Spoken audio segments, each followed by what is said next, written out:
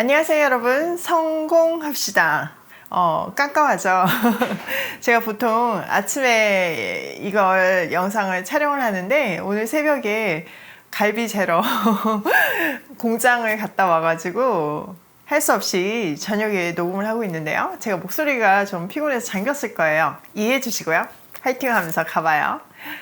우리는 믿음 안에 있을 때 정말 용기가 생겨요. 정말 저런 일이 일어날 수 있을까? 하지만 정말 일어나잖아요. 우리 오일 패밀리에서 일어나는 일들이 바로 그런 일들이잖아요. 오늘도 믿음을 통해서 용기를 얻고 확신을 얻는 시간이 되면 좋겠어요. 자, 8절. 믿음으로 아브라함은 부르심을 받았을 때 순종하여 장래의 유업으로 받을 땅에 나아갈새 갈 바를 알지 못하고 나아갔으며 믿음으로 그가 이방의 땅에 있는 것 같이 약속의 땅에 거류하여 동일한 약속을 유업으로 함께 받은 이삭 및 야곱과 더불어 장막에 거하였으니 이는 그가 하나님이 계획하시고 지으실 터가 있는 성을 바랐음이라. 자, 아브라함 이야기가 나오는데요. 앞에서 등장한 믿음의 조상들, 아벨, 에녹, 노아 이런 사람들은 짤막짤막하게 기록되어 있다면 아브라함 이야기는 굉장히 길게 기록되어 있어요. 그만큼 중요하다는 의미겠죠. 아브라함은 이스라엘 백성들에게 국부, 나라를 시작한 사람이에요. 그러니까 중요할 수밖에 없어요.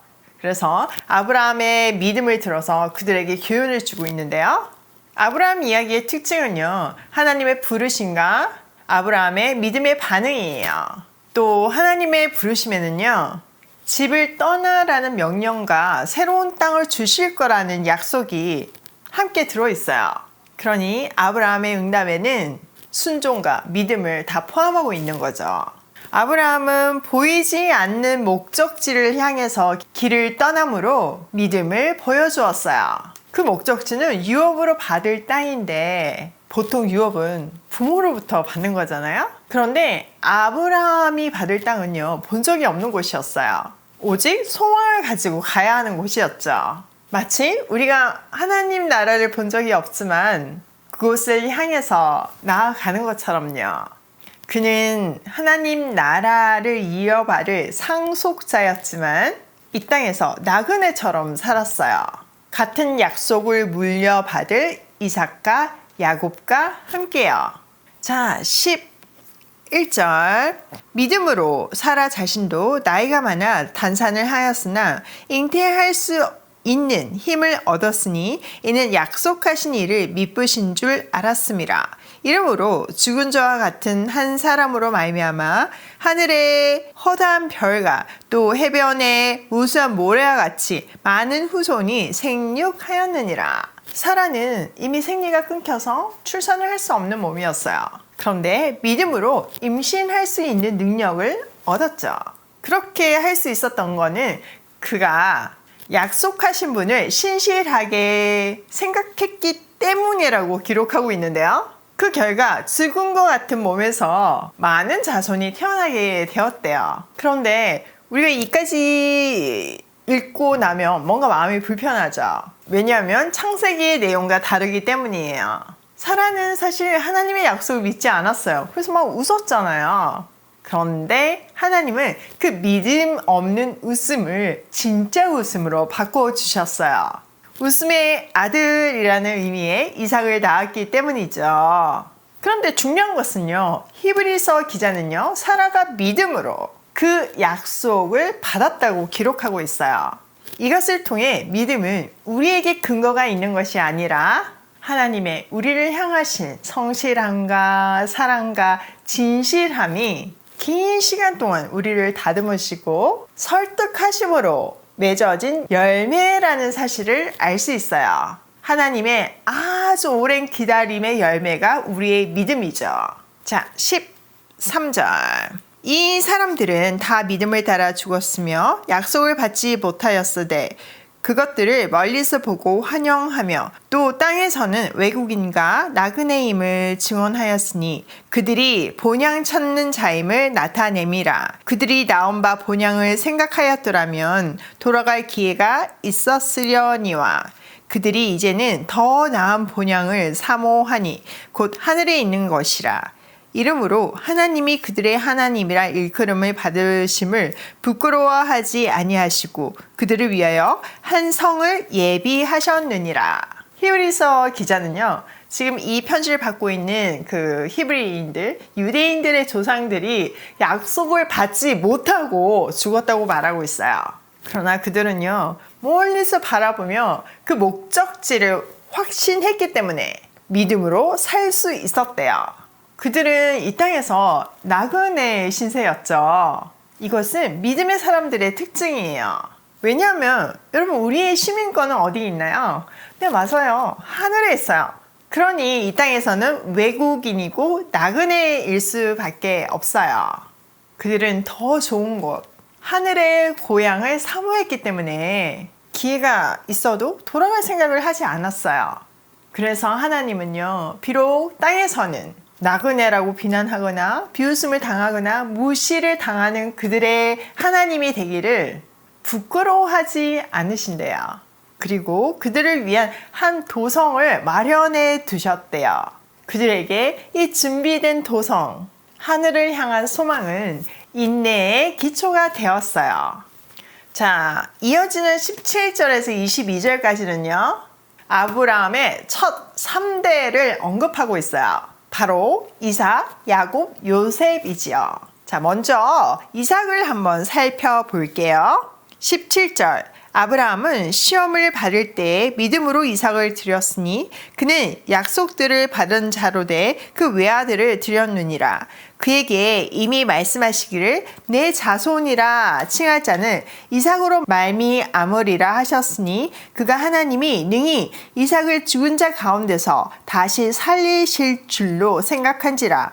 비유컨대 그를 죽은 자 가운데서 도로 받은 것이니라. 하나님은 아브라함에게 정말 어렵게 얻은 그 외아들을 바치라는 명령을 하셨어요. 그것이 시험이었다고 히브리서 기자는 말하고 있죠. 그런데 아브라함은 믿음으로 그 외아들 이삭을 바쳤어요. 사실 이삭을 바치는 것은 하나님이 하신 이삭을 통해서 자손을 주실 것이라는 그 약속하고 부딪히는 것이죠. 그런데 아브라함이 그 약속을 붙들고 이삭을 바칠 수 있었던 것은 바로 부활신앙이 있었기 때문이라고 기록하고 있어요. 19절이 그거잖아요. 죽은 자도 능히 살리시는 하나님에 대한 믿음과 확신과 부활신앙이 있었기 때문에 그는 자기 아들을 바칠 수 있었어요. 사실 아브라함의 초창기를 보면 정말 믿음의 조상이라고는 말할 수 없을 정도로 너무 정확하게는 치사한 행동들도 많이 했잖아요. 하나님께서 가나안에 머물라고 했을 때 기근이 나자 잽싸게 애굽으로 가지를 않나, 또 자기 아내를 누이라고 속여서 한몫 챙기지를 않나 그랬잖아요. 그런데 하나님은 아브라함을 그 수준에 내버려 두지 않으시고 성장하게 만드셨어요.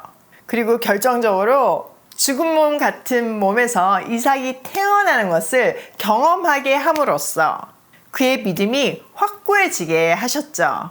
죽은 몸 같은 데서 생명이 나게 하신 하나님께서 죽은 이삭도 살리실 거라는 분명한 확신이 있었기 때문에 그는 이삭을 바칠 수 있었던 거예요. 그래서 히브리서 기자는요, 이삭을 죽은 자 가운데서 도로 받은 것이라 이렇게 표현하고 있잖아요. 자, 20절, 믿음으로 이삭은 장차 있을 일에 대하여 야곱과 에서에게 축복하였으며. 자, 아브라함의 다음 세대 이삭은 장래의 일에 대해서 자기 아들 에서와 야곱을 축복해 주었어요. 이거는 자기 마음대로 한 것이 아니라 하나님의 약속에 근거한 믿음의 축복이었죠. 자, 21절, 믿음으로 야곱은 죽을 때 요셉의 각 아들에게 축복하고 그 지팡이 머리에 의지하여 경배하였으며. 야곱도 그의 자손들을 믿음으로 축복해 주므로 하나님의 약속이 세대를 넘어가고 있음을 보여주고 있어요. 22절, 믿음으로 요셉은 임종시에 이스라엘 자손들이 떠날 것을 말하고 또 자기 뼈를 위하여 명하였으며.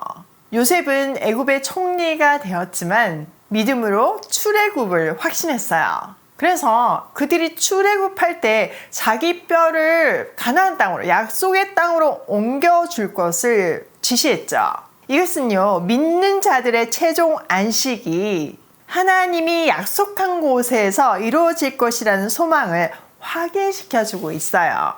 자, 오늘 내용을 우리 삶에 한번 적용을 해보면 첫 번째, 믿음은 하나님의 오랜 기다림과 설득의 열매이다. 진짜 그렇지 않나요? 저도 제가 제 인생을 돌이켜보면 너무 감격스러워요. 그 모난 것들, 또 뭐 정말 못 깨달아서 바보 같은 행동들을 얼마나 많이 했어요. 그런데 하나님은 절대 저를 포기하지 않으시고 기다려주시고 설득하시고 다듬어 주셔서 오늘의 저를 만드셨어요. 여전히 부족하지만 저에게는 소망이 있어요. 지금까지 다듬어 오신 것 같이 내가 주님 다시 뵐 때까지 얼마나 많이 다듬으시겠어요? 육체는 나날이 쇠하여 가지만 나의 영은, 내 안에 나는 새롭게 더 아름답게 변화하는 것을 확신해요.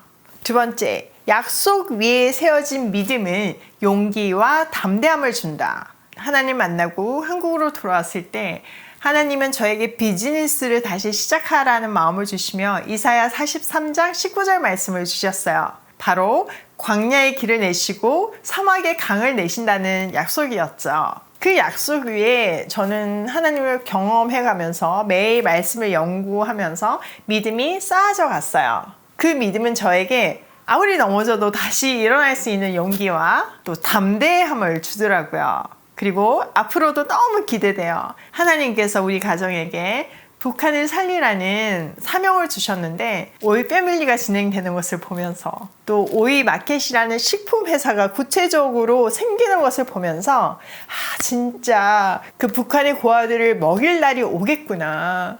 우리 오이 패밀리가 이 땅에서 이렇게 조직으로 부모가 없는 아이들을 사랑으로 품는 것처럼 대를 이어서 북한에서도 그 고아들을 먹이는 그 놀라운 기적들이 일어나겠구나. 그런 확신이 있어요.